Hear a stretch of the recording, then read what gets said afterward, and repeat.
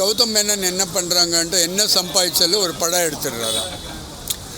எடுத்துடுறாரு. அதில் எல்லா படமும் ஒர்க் அவுட் ஆகலை. அதனால் அவங்களுக்கு நிறைய லாஸ் ஆயிடுச்சான். ஸோ லாஸ் ஆன உடனே யாரோ ஒருத்தர் உங்களுக்கு 75 கோடி ரூபாய் லாஸ் ஆகிருக்கு, அந்த 75 crore rupees நான் கொடுக்குறேன், நீங்கள் கண்டினியூஸாக என்ன படத்தில் ஒர்க் பண்ணுங்கன்ட்டு ஏதோ ஒரு பணம் கொடுத்தாராம். அதுக்கப்புறம் இப்போ கௌதம் மேனன் பாராட்டணும். ஏன்ட்டா இப்போ ஃபார் எக்ஸாம்பிள் ரஜினிகாந்த் கிட்டே பணம் இருக்குதுன்னு வச்சுக்கோங்களேன், அவர் ஏதோ இருக்கும் ஒரு படம் கூட ப்ரொடியூஸ் பண்ணல. ஏதோ ஒன்று வள்ளியன் பண்ணாங்கன்னு நினைக்கிறேன், லாங் பேக். அது ரொம்ப சின்ன பட்ஜெட் படம், கமல் ப்ரொடியூஸ் பண்ணுறாரு. பட் கௌதம் மேனன் நிறைய படம் ப்ரொடியூஸ் பண்ணி நிறைய லாஸ் ஆகிருக்கு, நல்ல படங்கள் எடுத்தார். ஸோ இப்போ அவருக்கு நல்ல சம்பளம் வருது, மலையாளத்தில் நிறைய நடிச்சிட்ருக்காரு. கிட்டத்தட்ட 2-3 crores வருது மாதத்துக்கு வருஷத்துக்கு ஒரு அட்லீஸ்ட் 6 படம் நடிக்கிறாங்க. ஸோ அவங்க டைரக்ட் பண்ணாலும் நல்லா இருக்கு. இந்த வேட்டையாடு விளையாடு எல்லாம் எக்ஸ்ட்ராடினரி படம். அண்ட் மின்னல் எல்லாம் ரொம்ப நல்ல படம். செகண்ட் டைம் பார்த்தேன். விஷயம் இவ்வளோ தான். ரொம்ப பியூட்டிஃபுல் சப்ஜெக்ட். இந்த ஃபிலிம் கிரிட்டிக்ஸ் யூடியூபர்ஸ் இருக்காங்க இல்லையா, அவங்க அந்த சப்ஜெக்ட் தான் ஸ்டார்ட் பண்ணுறாரு. படம் 30 minutes ரொம்ப கிரிப்பிங்காக போகிறது.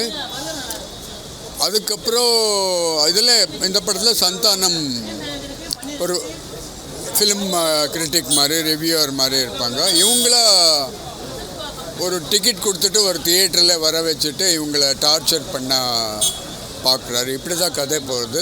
அதுக்கப்புறம் ஆஃப்டர் 30 minutes அந்த கதையே வராது ரிவ்யூவர்ஸ் பற்றி. நம்ம மாதிரி ஒரு 10-12 கிரிட்டிக்ஸை வச்சுட்டு நம்மளை அரெஸ்ட் பண்ணி கிட்னாப் பண்ணி கொண்டு போய் பண்ணியிருந்தால் இன்னும் ஒரு 8 பேர் ஃபேமஸ் மெட்ராஸில் இருக்கோம் பண்ணியிருந்தால் இன்னும் நல்லா இருக்குன்னு நினச்சேன். பட் செகண்ட் டைம் பார்க்கும்போது எக்ஸ்ட்ராடினரி ஃபோட்டோகிராஃபி, லைட்டிங் எல்லாம் ரொம்ப சூப்பராக இருக்குது. இவ்வளோ நல்ல லைட்டிங்கு ஒன்லி பிசி ஸ்ரீராம் அந்த மாதிரி ஆட்கள் தான் பண்ண முடியும். ரொம்ப நல்லா இருக்குது லைட்டிங் எல்லாம். இன்னும் ரொம்ப பியூட்டிஃபுல் லைட்டிங், ரொம்ப beautiful frames, very good art direction and BGM and background music score very good.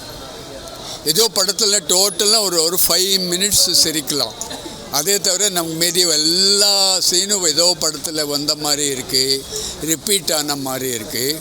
Film making எக்ஸ்ட்ராடினரியாக, film making பிரம்மாண்டமாக இருக்குது.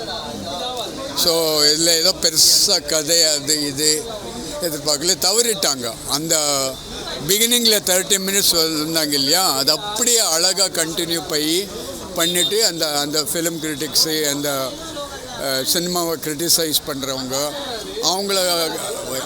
அவங்களே பிடிச்சிட்டு அவங்கள யூஸ் பண்ணி கதை என்ன அழகாக டெவலப் பண்ணியிருக்கலான்ட்டு. மேக்கிங் எல்லாம் எக்ஸ்ட்ராடினரி.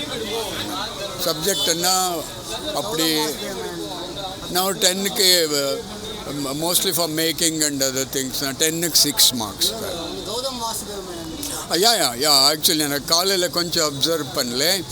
கௌதம் வாசுதேவன் ஒரு 7-8 சீன் வர்றாங்க. பட் அவர் ரெகுலராக பண்ணுற மாதிரி அவங்க கேரக்டர் எப்படி இருக்கோ அப்படி தான் பண்ணியிருப்பாங்க. அவங்க ரெகுலராக எல்லா படத்தில் பண்ணுற மாதிரி தான் சீரியஸ் கேரக்டர் பண்ணியிருக்காங்க. அது நீட்டாக அழகாக பண்ணியிருக்காங்க. அதுக்கப்புறம் ஆக்சுவலி ஸ்கோர் பண்ணுறது இவங்க தான், மொட்டை ராஜேந்திரன். சந்தானம் கெடுக்கலை, பட் அவங்க சீன்ஸ் எல்லாம் நிறைய சீரியஸாக இருக்குது, டயலாக் ஓரியன்டாக இருக்குது.